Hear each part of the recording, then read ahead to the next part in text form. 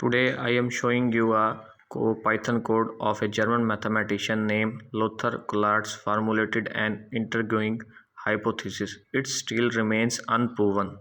First of all, we take a variable CO and give him a value integer and put a command of input and enter the value of CO.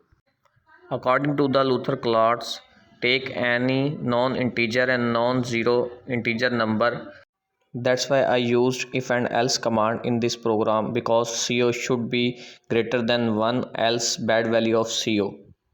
Next I created a step variable which is used to count the loop variable, how many time a loop variable run. In the next command we use a while loop with a condition: if the value of CO is equal to 1, loop will be stopped. In the next line I used a if condition with this: if the value of CO is odd, then new variable C1 is equal to the 3 multiplied by CO plus 1, else C1 value is equal to CO divided by 2. In next command, every time while loop run, one value is adding in the steps.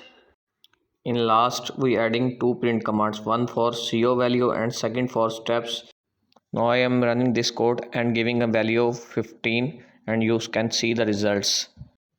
Now as you can see the results, according to the Lothar Collatz, when we giving 15 value of CO, then we get the following results. You can see the results.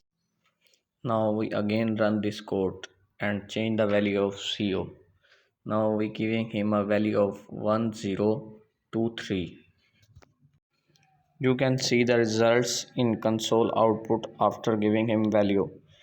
We are getting 62 steps. It means that while loop runs 62 times and we getting 62 values from this loop. Hopefully this video helped you to understand this code. Thank you.